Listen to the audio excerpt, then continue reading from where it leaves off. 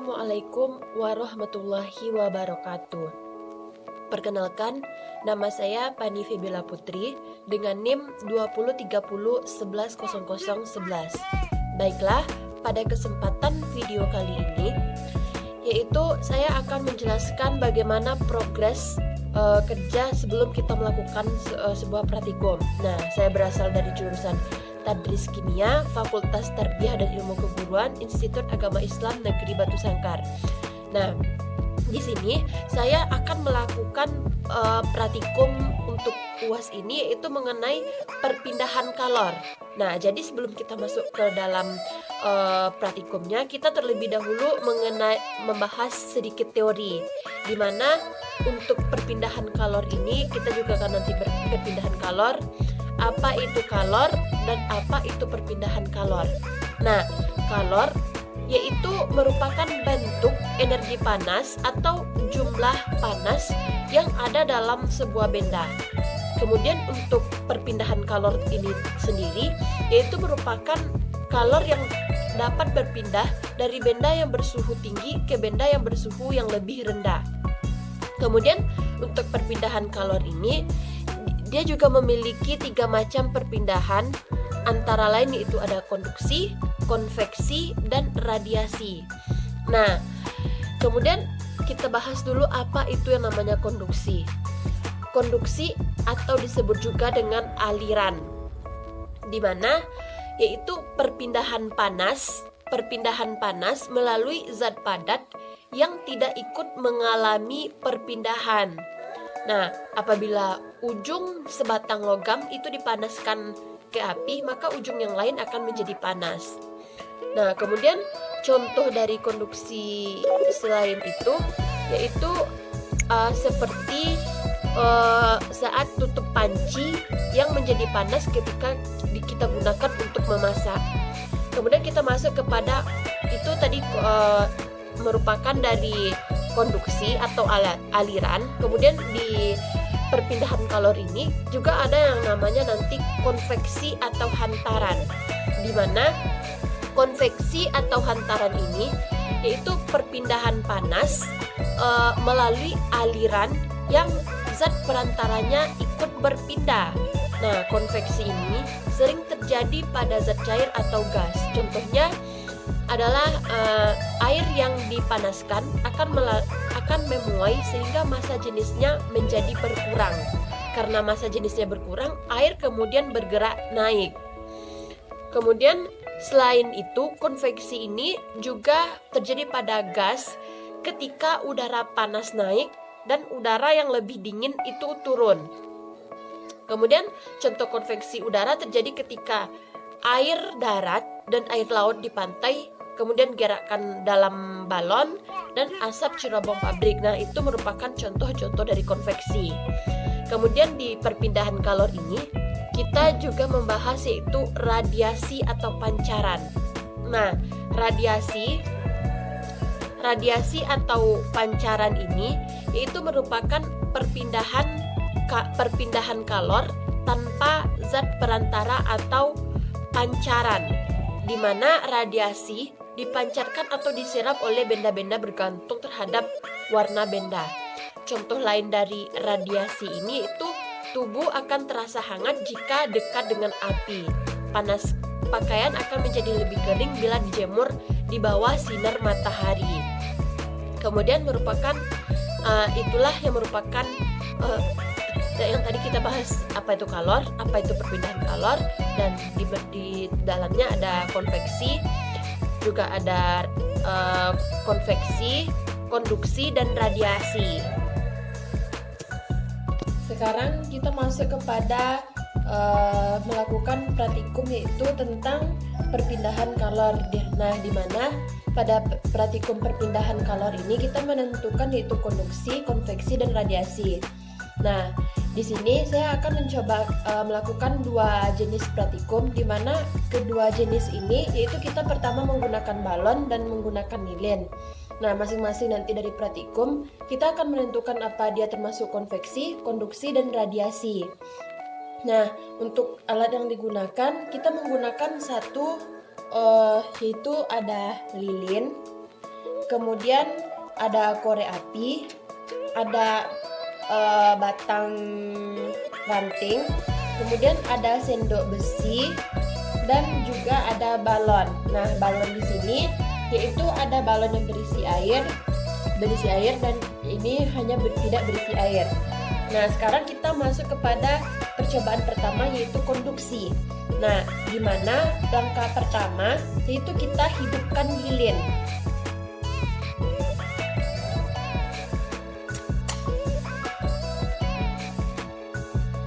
Nah, ini untuk menentukan konduksi. Nah, jadi setelah kita hidupkan lilin, kita pegang sebatang kayu atau ranting tadi dan dekatkan ke api. Nah, kemudian amati apa yang terjadi, apakah ranting terbakar atau tidak. Nah, kemudian ini untuk ranting. Nah, selanjutnya kita cobakan membakar sebatang besi atau sendok yang berujung besi ini. Nah, kita bakarkan di sini. Kita ulangi langkah 1 tadi, seperti tadi. Nah, lalu kita amati apa yang terjadi pada pembakaran ranting kayu dan apa yang akan terjadi pada sendok besi ini. Nah, kemudian untuk menentukan konveksi, langkah selanjutnya itu kita tetap nyalakan lilin. Kemudian ada 2 balon. Nah, 2 balon di sini yaitu pertama kita isi dulu yaitu balon yang berisi air. Nah, jadi ini merupakan balon yang berisi air. Nah, lalu kita panaskan. Nah, dan ternyata nanti kita amati. Nah, kemudian apakah dia meletus atau tidak tadi kan balon yang berisi air. Kemudian balon yang tidak berisi apa-apa. Lalu kita amati. Nah, apa yang akan terjadi di kedua balon ini yang berisi air dan tidak berisi air. Nah, selanjutnya kita itu menentukan yang namanya radiasi. Nah, langkah pertama yaitu kita nyalakan api lagi. Sama tadi padam ya. Selanjutnya kita dekatkan, ini untuk menentukan radiasi. Kita dekatkan telapak tangan dengan nyala lilin dengan 2 cm. Nah, rasakan, amati apa yang terjadi. Nah, kemudian kita ulangi, kita dekatkan tangan kita lagi sejauh 4 cm, kira-kira segini. Nah, dan amati apa yang terjadi. Nah, itu untuk percobaan yang pertama mengenai perpindahan kalor. Nah, selanjutnya kita melakukan untuk percobaan yang kedua, juga menentukan konduksi, konveksi, dan radiasi.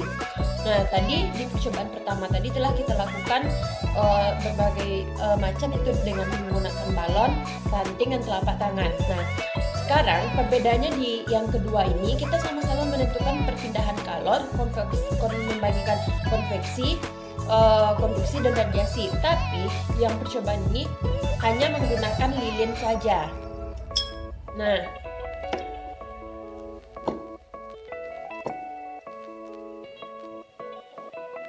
Nah, selanjutnya itu kita menentukan konduksi. Nah, konduksi dari percobaan lilin ini juga caranya yang pertama itu kita siapkan lilin, kemudian kita siapkan sendok dan serpihan yang ada pada lilin. Nah, ini. Kemudian pertama kita dekatkan lilin ke sendok, maksudnya dekatkan sendok ke lilin.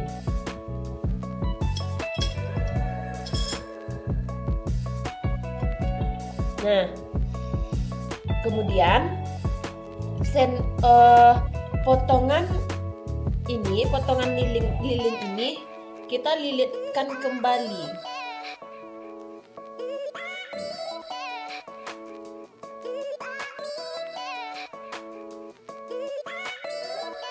Nah, kemudian kita tempelkan tiga bagian lilin ini ke sini.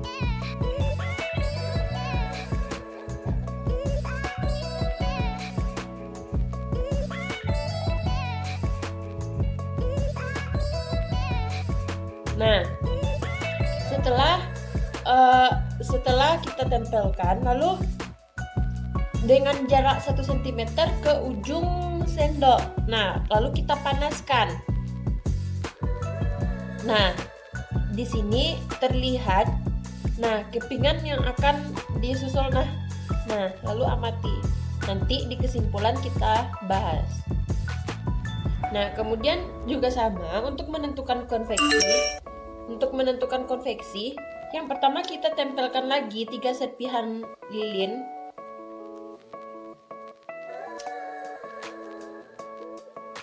Nah, kemudian kita posisikan di 3 cm di atas api. Tadi kalau konduksi di samping, sekarang 3 cm di samping. Lalu amati pergerakan yang terjadi.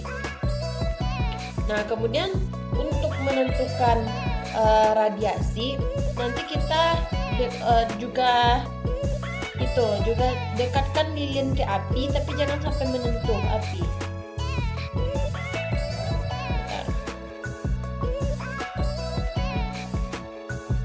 Nah, lalu api memancarkan panas di